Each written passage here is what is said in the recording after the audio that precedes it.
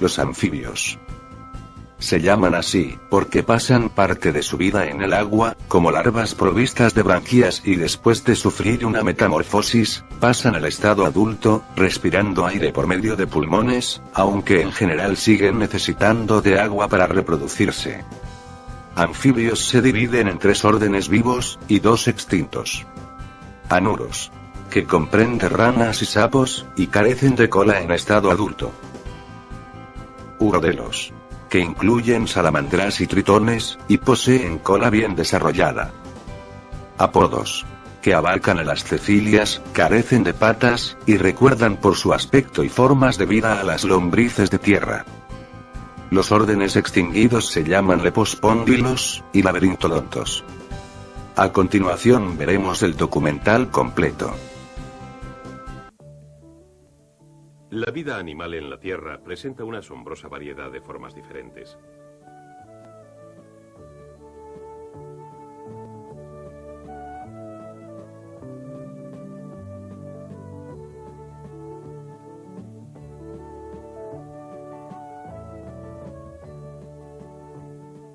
Pero una cosa que los animales tienen en común es la necesidad de oxígeno.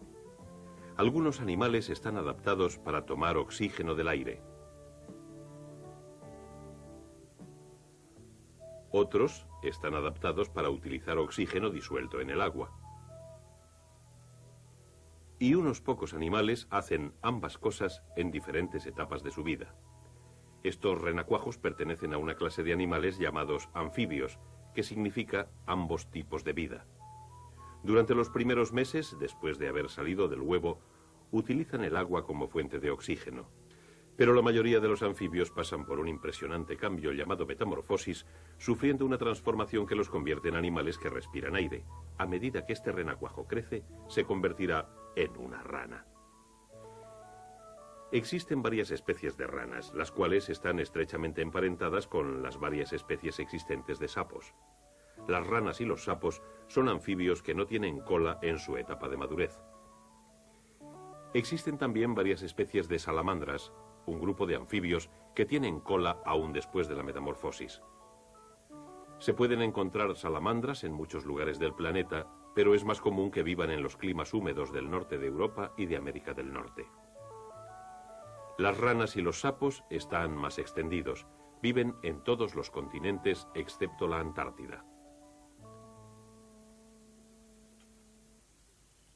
De manera que prácticamente en todo el mundo, uno de los sonidos que anuncian el regreso de la primavera es la llamada amorosa de una rana o de un sapo. Cada especie tiene una llamada propia y única. Esta rana grillo, como la mayoría de las ranas y sapos macho, tiene debajo de su barbilla un saco vocal de gran tamaño. La rana lleva el aire hacia sus pulmones, cierra luego la boca y envía el aire hacia su saco vocal. Esto es lo que produce ese sonido fuerte que atraerá a la hembra de la misma especie.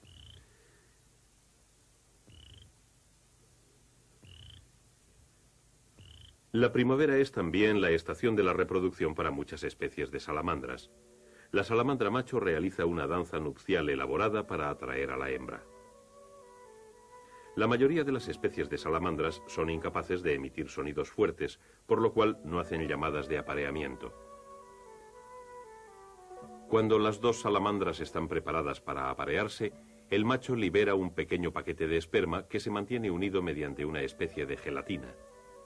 Luego, la hembra lleva el paquete de esperma hacia su cuerpo con el fin de fertilizar sus huevos.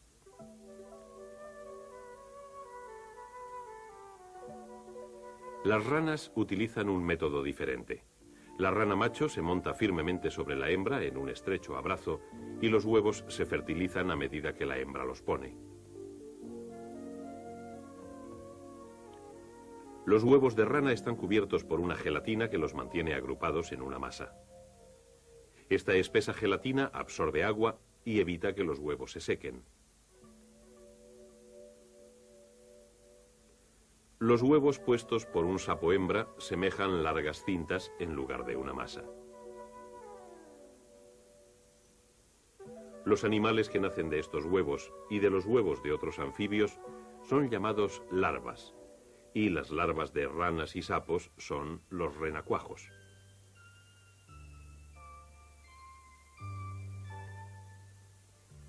Las larvas son de respiración acuática, que es la primera etapa de la vida anfibia. En lugar de pulmones tienen branquias con filamentos que trabajan de forma muy similar a las branquias de los peces. Podemos ver las branquias a ambos lados de la cabeza de este renacuajo. Apenas unos días después de su nacimiento, el renacuajo comienza a cambiar. Estas branquias exteriores se cubren de una capa de piel. El renacuajo respira absorbiendo agua a través de su boca.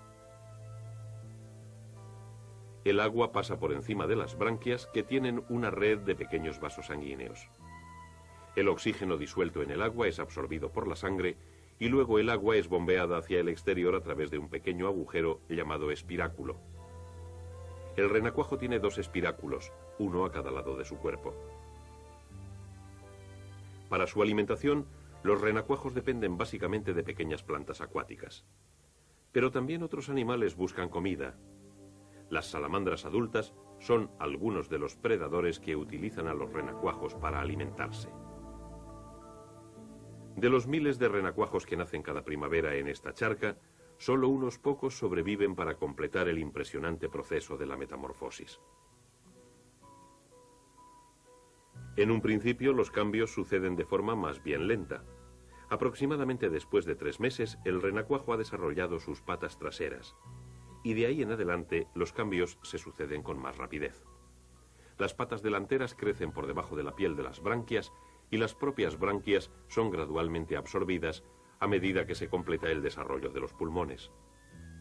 Ahora, el renacuajo desarrollado debe salir a la superficie en busca de aire. Durante un tiempo, el renacuajo no come. Su cola se reabsorbe y le sirve como alimento. En poco tiempo, la cola prácticamente desaparece y el proceso de metamorfosis casi ha terminado. A su vez, otros jóvenes anfibios han sufrido también un cambio. Esta larva de salamandra, con branquias filamentosas, se transforma en una salamandra adulta, respirando aire por sus pulmones. Pero hay otros anfibios que no pasan nunca por esta segunda etapa de la vida.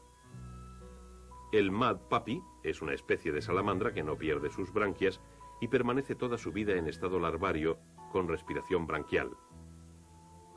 Pero la mayoría de los anfibios sufren metamorfosis.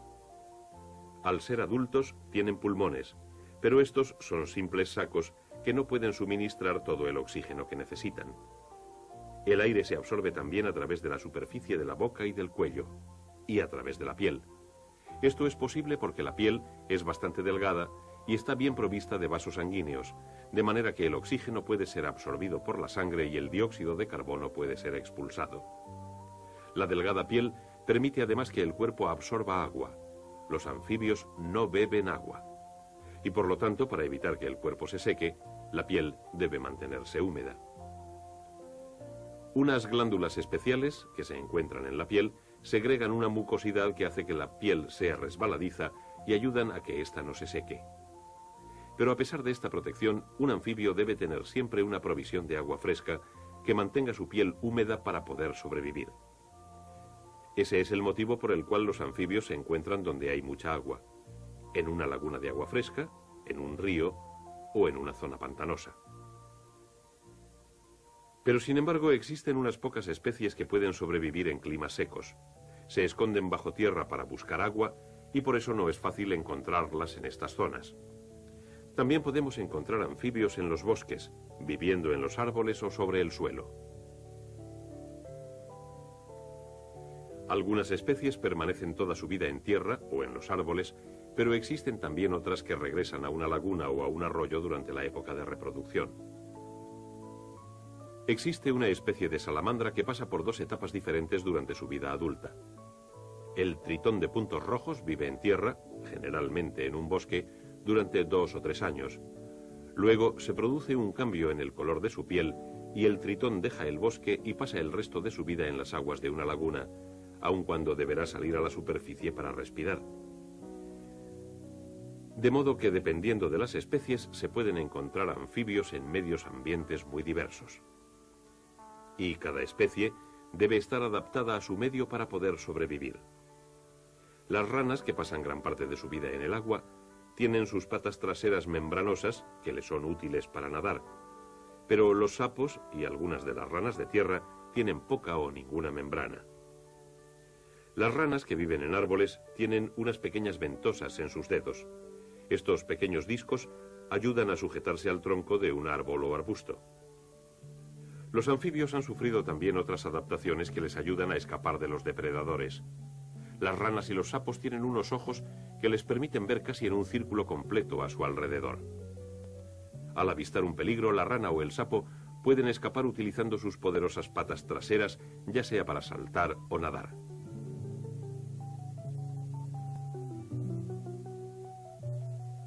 Los sapos y otras pocas especies de anfibios tienen unas glándulas en la piel que segregan un veneno que puede alejar a un depredador.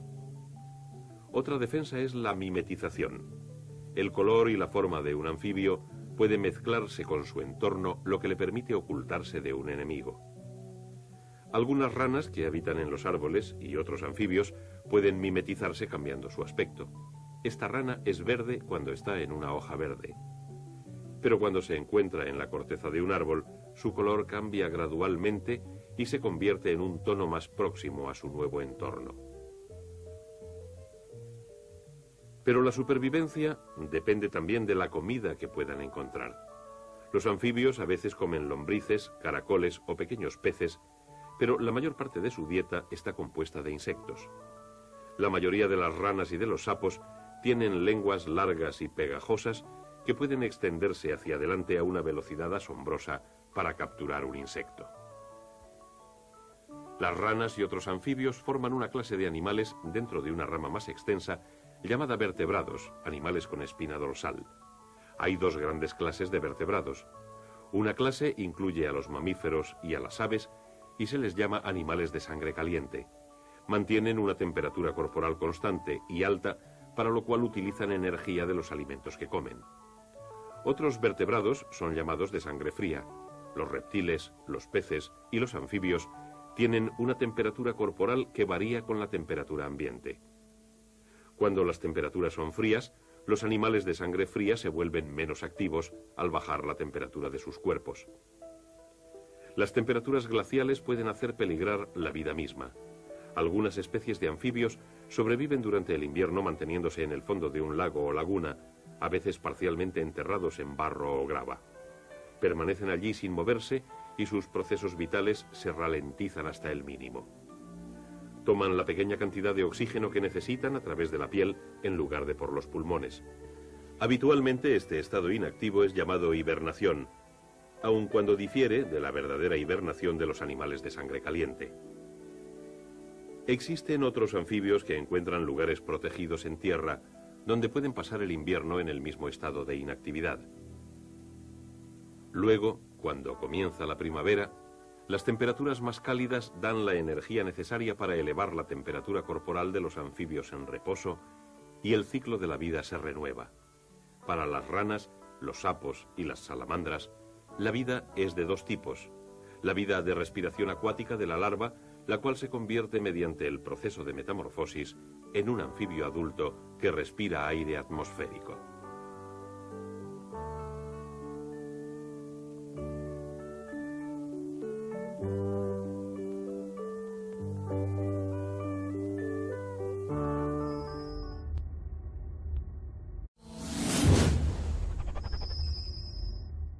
Los anfibios se llaman así porque pasan parte de su vida en el agua, como larvas provistas de branquias, y después de sufrir una metamorfosis, pasan al estado adulto, respirando aire por medio de pulmones, aunque en general siguen necesitando de agua para reproducirse. Anfibios se dividen en 3 órdenes vivos, y 2 extintos. Anuros, que comprende ranas y sapos, y carecen de cola en estado adulto. Urodelos, que incluyen salamandras y tritones, y poseen cola bien desarrollada. Apodos, que abarcan a las cecilias, carecen de patas, y recuerdan por su aspecto y formas de vida a las lombrices de tierra. Los órdenes extinguidos se llaman lepospóndilos y laberintodontos. A continuación veremos el documental completo. La vida animal en la Tierra presenta unos otros, están adaptados para utilizar oxígeno disuelto en el agua. Y unos pocos animales hacen ambas cosas en diferentes etapas de su vida. Estos renacuajos pertenecen a una clase de animales llamados anfibios, que significa ambos tipos de vida. Durante los primeros meses, después de haber salido del huevo, utilizan el agua como fuente de oxígeno. Pero la mayoría de los anfibios pasan por un impresionante cambio llamado metamorfosis, sufriendo una transformación que los convierte en animales que respiran aire. A medida que este renacuajo crece, se convertirá en una rana. Existen varias especies de ranas, las cuales están estrechamente emparentadas con las varias especies existentes de sapos. Las ranas y los sapos son anfibios que no tienen cola en su etapa de madurez. Existen también varias especies de salamandras, un grupo de anfibios que tienen cola aún después de la metamorfosis. Se pueden encontrar salamandras en muchos lugares del planeta, pero es más nombrosa variedad de formas diferentes.